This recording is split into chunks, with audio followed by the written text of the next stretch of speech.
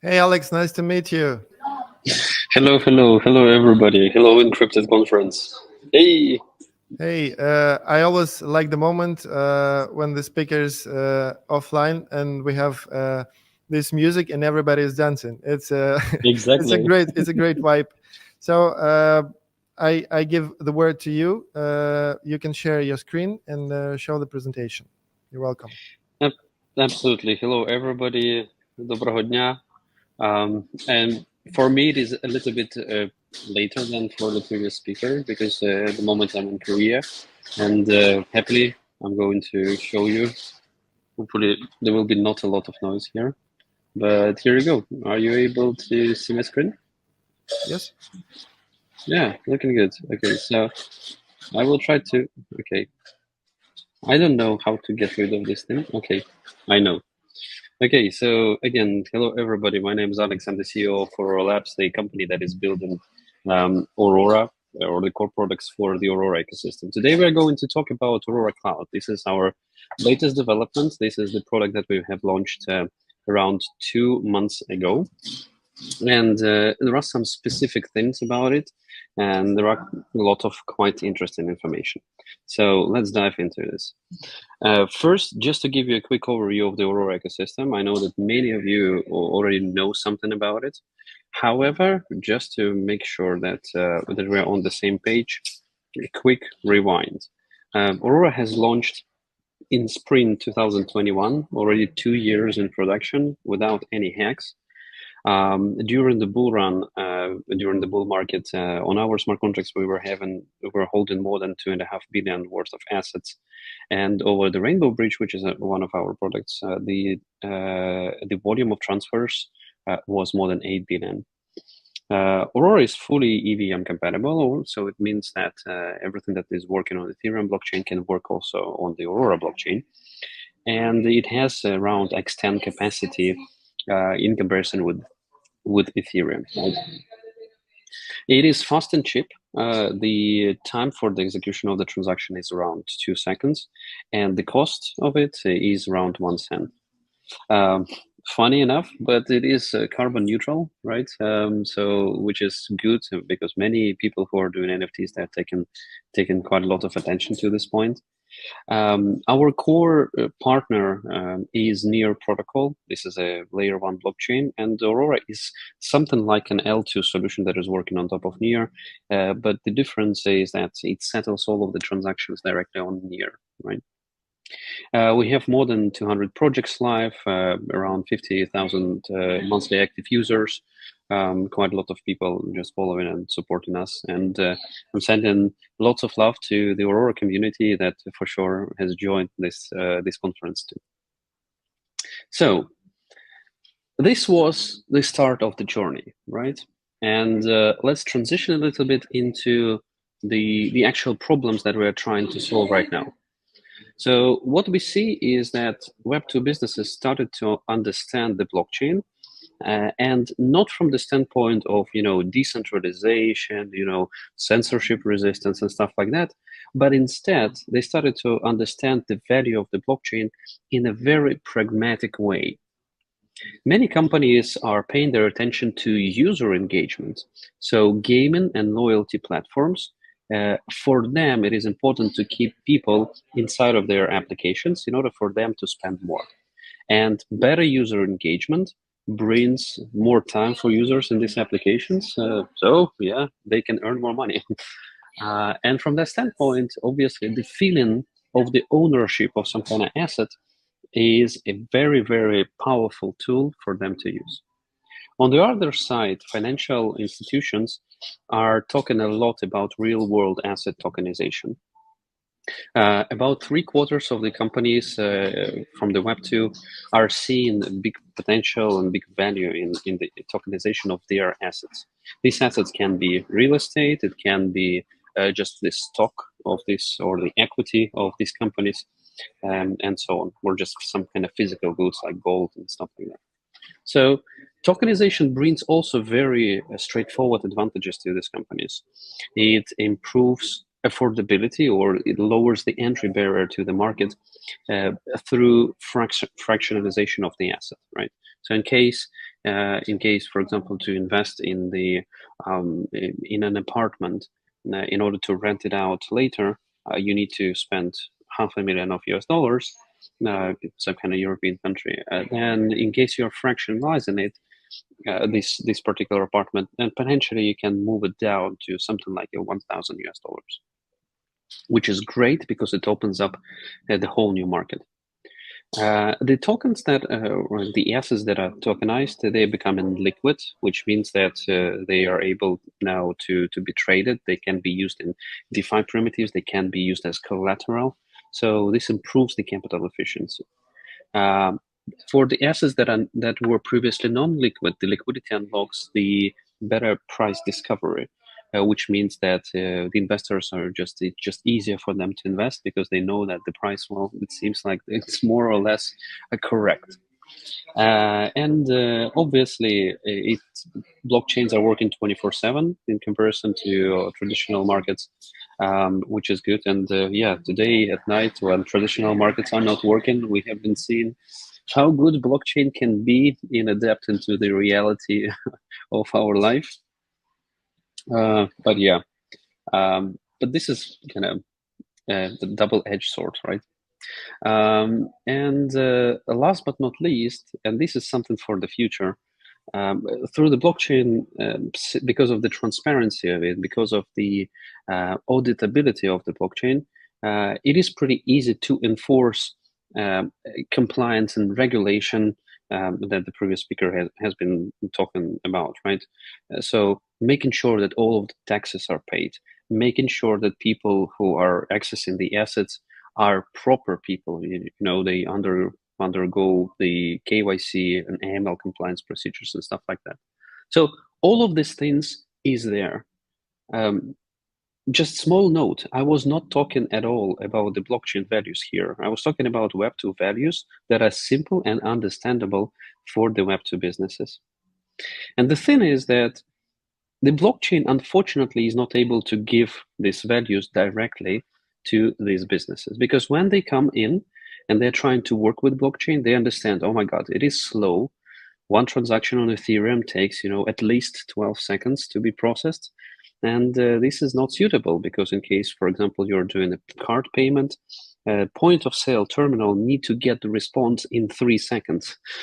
This is a must-have, right? Blockchain forces its business model down to the end users, which means that these end users need to have crypto wallets. They need to have crypto to transact on this particular blockchain.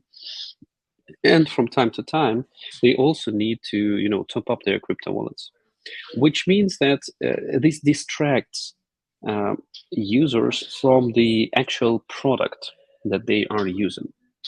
And this is not very good, especially for applications like gaming. In games, a user must be fully immersed in the actual process. Blockchain is complicated. There are many different concepts like, stuck transactions, the RPC nodes that are not working. Potentially, RPC nodes have different views of the blockchain. Some transactions may be, may be seen as included in the blockchain by one RPC node, and it is not yet included by the second RPC node. It is not very straightforward, I would say. And because of this, it becomes unmanageable, which means that the companies are not able to predict the cost of the blockchain. They don't know how to put it in the budget. They don't know how to operate it. And because of this, it is extremely hard for them to enter the blockchain space. The company that is going to solve these problems, that will make the blockchain easy to use and very convenient for Web2 businesses, is going to be extremely successful company just because of the scale of the market. We're going to touch base on this point a little bit later, the scale of the market. But I'm just pointing out that anyone who is going to solve these problems and will produce a proper product, this company or this person is going to be extremely successful. We are trying to become this company. And with And the product that we have in mind and that we have launched is Aurora Cloud. And we deem that this is the product that is delivering all of this untangling to the blockchain, to the complicated and unmanageable blockchain. So what is Aurora Cloud and how it is different from Aurora itself? The thing is that Aurora mainnet, or the chain Aurora, was only a first step for us, right? We've developed a technology that allows you to have your own EVM compatible network. And the beauty of the architecture of Aurora, together with the scalability of Near blockchain, brings us to a point where we can launch more blockchains, or in fact as many as you want of the blockchains. So Aurora Cloud is this set of products around these blockchains that allow businesses to onboard to the blockchain hassle-free. First one, as I said to you, is the ability to launch your own networks.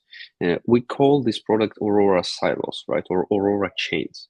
These are on-demand Ethereum-compatible chain that can be fine-tuned.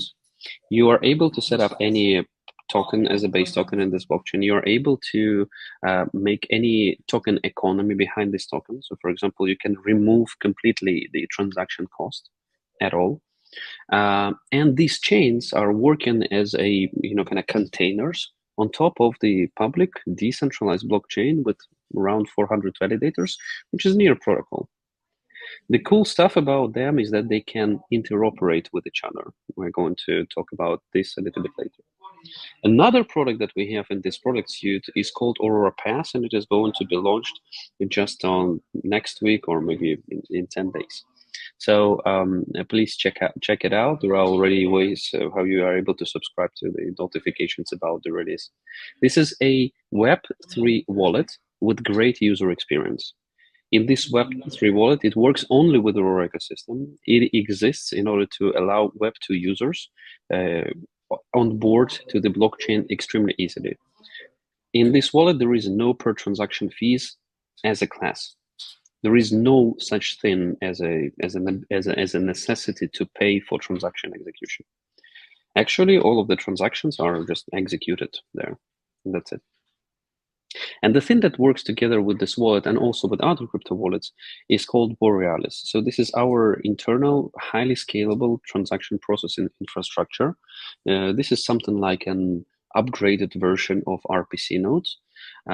It is global, and it is also allowing businesses to create custom business models. So businesses are able to pay for the user transaction. Businesses are able to say that businesses are able to run marketing campaigns. So for example, 4 people in Kiev for this weekend, all of the transactions are going to be free, but not exceeding 20 transactions, right? Or something like that, or 20 transactions per hour. This type of targeted marketing can be done with Borealis.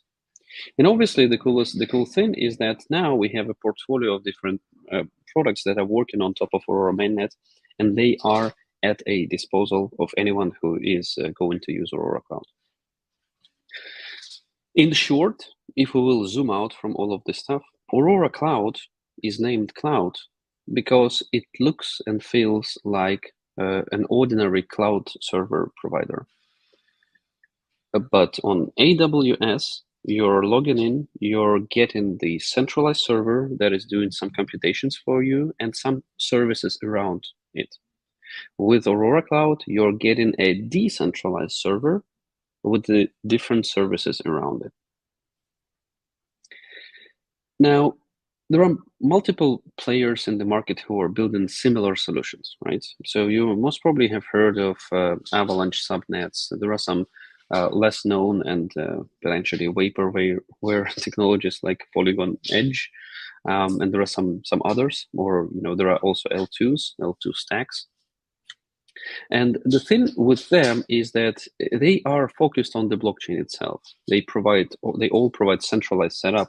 You need to run it on several servers, right? And they rely on third-party solutions for interoperability in between these solutions. These solutions are often referred to as L3s or just bridges and stuff like that. They are slow and clunky. In the end, what we're getting with L2s or similar solutions, we're getting a splitted ecosystem. We are having disjointed ecosystem. And this is the problem, because then it means that the overall ecosystem is suffering from the absence of the network effects, which should be presented in any platform, right?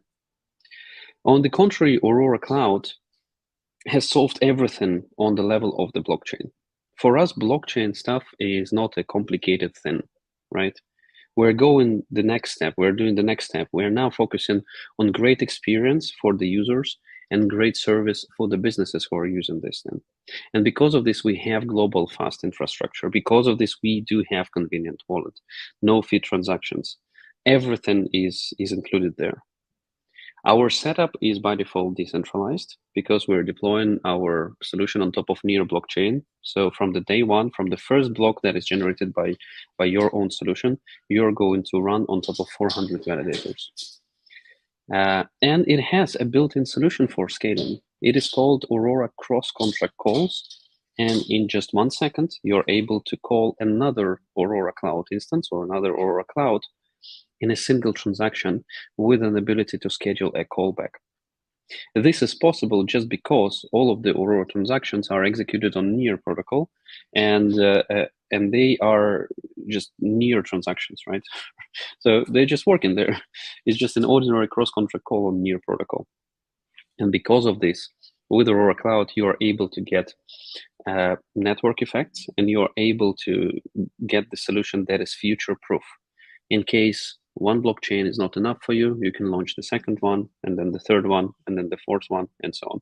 For big enterprises that are dealing with millions of customers, this is extremely important because all of them want to grow. And I'm going to show you just one slide. It's, you're probably not able to see it in a good detail here, but on the bottom here is just a snapshot from our monitoring system of our RPC service, right? I will just give you a couple of numbers. More than around 50% requests that are coming to our RPC is served in less than 2 milliseconds. This is a tremendous achievement. This is like 100 times better than in Infura. And the reason why it works like that, because our infrastructure is global. We're doing lots of computing on the edge, and it is just it is there exactly because of the reason of very of adapting to the needs of the Web2 businesses. You're able to check out the demo of Aurora Cloud directly on Aurora Cloud website. It is auroracloud.dev.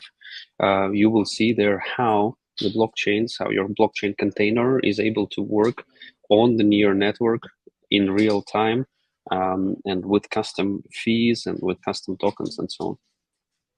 And I will give you, and this is the first public appearance of this company, I will give you case studies. We do already have the customers for Aurora Cloud. And the first one is the company that is called Enpower. This is a European green energy company. They have been working in the green energy sector for more than 15 years, extremely experienced. And their business is pretty simple. They are taking money, they invested it in solar panels, and these solar panels are generating green energy. They're selling it to the grid and getting around 15 to 20% APY. And what they would like to do, they would like to give an opportunity for wider market to invest in green energy. And they are launching security tokens that are going to represent the ownership in the new company that they are opening. And they're going to distribute dividends directly on chain to these token holders. And they're launching their own blockchain. They're launching their own Aurora chain with the controlled access inside of it. You see, our friend Gary is not very happy about security tokens. And because of this, they would like to make sure that people who are able to transact on this blockchain are only KYC people and also accredited investors with AML procedures running on the capital that they are bringing in. So they are creating something like a permission environment for this. And the reason why they need exactly a blockchain is because these security tokens is just the first step for them. They would like to create green energy markets and also derivatives on top of these green energy markets, like futures. There is another case study that was just announced recently. There is a company, Netmarble. Most probably many of you have never heard of this, but it is actually a Korean company, and they are the 7th largest gaming publisher in the world. They are insanely big. They have more than 2 billion in revenue during the previous year. They have their own division that is focusing on Web3. What they see is that they have pretty low Web2 to Web3 player conversion because of all of the hassles and problems of the blockchain user experience. They have been working on L2 on Clayton. Clayton is pretty niche Korean blockchain. And they would like to grow and they would like to improve their solution. So they have made the decision to transition to the Aurora, and this will bring them wider market, better user experience, better onboarding experience, and they are willing to increase the adoption of the blockchain because of this better experience inside of their games. In terms of the market, and this is the slide for you to kind of start thinking a little bit outside of the Web3 space only. Why tokenization of real-world assets? And this is only one of the use cases that we have been talking through.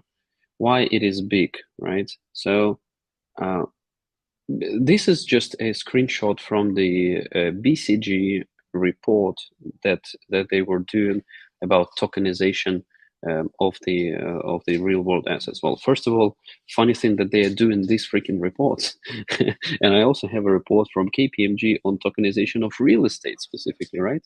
So Big Four is already into this stuff, right?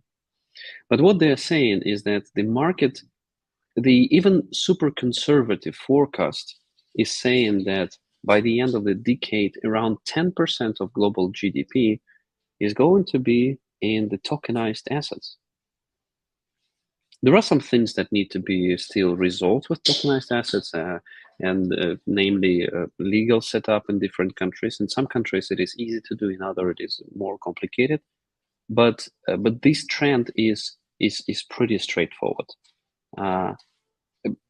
All of the benefits of the blockchain that blockchain brings to the traditional markets can be used and can be extremely valuable. And one more thing, if we're talking about real-world assets, just a couple of days ago, Near has concluded the partnership with Mirai Assets, and probably another company that you have never heard of. But actually, this is the biggest Asian financial group with more than $500 billion of assets under management. And obviously, the discussions there are about the tokenization of the assets through Aurora Cloud solution. That's it that I wanted to tell to you right now, just to kind of sum things up. I can tell you that please pay your attention to the developments that are happening in the kind of conjunctions of the Web2 and Web3 world. And I know that right now, for all of the crypto people, for all of the blockchain guys, it is extremely hurting to see everything that is happening. Please stay calm. Everything will be good. Just take a look back. Everything was good. Yes, there are ups and downs, but things are going to get back to a better condition. Thank you. Thank you very much for your presentation. You talk like a very experienced crypto man, like, man, relax. Everything's going up and down. So if I understood your presentation correctly, so your main goal is to give Web3 technical opportunity to compete with Web2 services and tools and so on and so forth, because it's the first step of mass adoption, the technical competition with Web2 projects, right? Yeah. So you need to make sure that blockchain is moved down the stack. So it is not everywhere. I'm given this example, and I really like it. When I'm going to the YouTube, I see only the product and its business model, which is I need to watch ads or pay $5 per month, and then I can watch content without ads. I'm not thinking about all of the different things that they are using underneath YouTube, right? I'm not thinking that they are working with Cloudflare. I'm not thinking about the content delivery network that they're using. I'm not thinking about cloud servers that they're renting from Google Cloud, right? So I don't need to pay a cent every 10 seconds to Cloudflare because they are serving me something. And this is like, it is so straightforward that we kind of forget about it. And blockchain, from the low-level technology, it actually, gives this. It kind of goes all the way up to the end user, which is strange. This is very, very strange. So yeah, we're solving the problem of the infrastructure, and given this infrastructure, actually, in the mission of Aurora Labs, in the documents of the company, we stated that what we're doing is we're building an infrastructure for super empowered people. We just want to make sure that this stack is done, and then everyone is able to use it. I have another question. I guess a lot of people have this question also. You told about Aurora Pass, and the main question: who's paying for transaction? Because in our world, Yeah, it can be free, so someone has to pay for it. Okay, so there are 3 points on who is paying for the transaction. First is the companies who are using Borealis.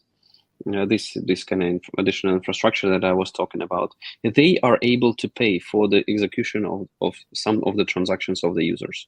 So this is a natural thing when a gaming company is paying for the transactions of their own players who are transacting with their smart contracts, because they want this player to have NFT and trade with the in-game currency, but they don't want to expose the token of the blockchain for it. This is what is happening with Netmarble. This is exactly the use case for that kind. The second thing, just to kind of, we are using this tool as a marketing tool to get more people into Aurora and get more interest in Aurora, right? So we are given some free transactions, and in case this is not enough and the user already depleted all of this transaction and he's willing to transact on some kind of product that is not paying for the transactions, in such a case, the user need to buy bundles of transactions directly inside of the application. So kind of, you're paying $5, you're getting 500 transactions, and then you're able to spend it. It's not that I'm paying $5 and now I need to do KYC, and then Fiat on Ramp is giving me some tokens that I don't understand what they mean, right? We are kind of removing all of, and then every transaction there is different cost because of the gas prices that can go up and down and stuff like that. We kind of completely removing this stuff. In some cases, you need to buy transactions, but you are able to do it directly from your phone with all of the ordinary payment procedures, and you are not getting crypto for this. And because of this, you don't need to go through the KYC and all of the complicated things. That's how the it works. answer. And the question we want to ask all the speakers: how to boost Web3 in Ukraine? In your opinion, some bulleting points. So I think it is very natural for me as Ukrainian. I was raised with in the condition that I do not trust my government, right? And from that standpoint, I believe the kind of the ideas of the blockchain are super straightforward for Ukrainians, right? And because of this, there are tons of people, absolutely great, tremendous people who are building things, building blockchain in Ukraine. There is no need to kind of grow it up. What the government needs to do is just to support all these moves, right? So for sure, making sure that there is a crypto regulation that is working correctly, and it is pretty straightforward. Somehow Ukraine need to make sure that in general investment climate is good. So there are quite a lot of money that is required for building blockchain projects, and in case founders are able to incorporate their companies directly in Ukraine, and the investors are not are comfortable with giving out money to the companies that are in Ukraine, then it is going to be okay. But all of this is obviously secondary. The first and foremost problem that our government is solving is obviously the war. From my side, I can tell that my personal trust in the government was increased a lot because all of the situation. I'm supporting with how I can with different initiatives. So yeah, let's eat an elephant cut in steaks. Yeah, let's figure out the war right now, and then we have everything that we need for the blockchain. It's just a little bit of support from the government, and everything will be good. Cool. And the second question, it's not so serious. You can pretend you're not the CEO of crypto company, just regular crypto user. When the bull market will start, as you think? I was asking the question to a friend of mine, and he was saying that in the end of this year or the beginning of the next year. But okay, this is his opinion. It's not mine. We agree. Okay, thank you for your presentation. It was great to meet you here.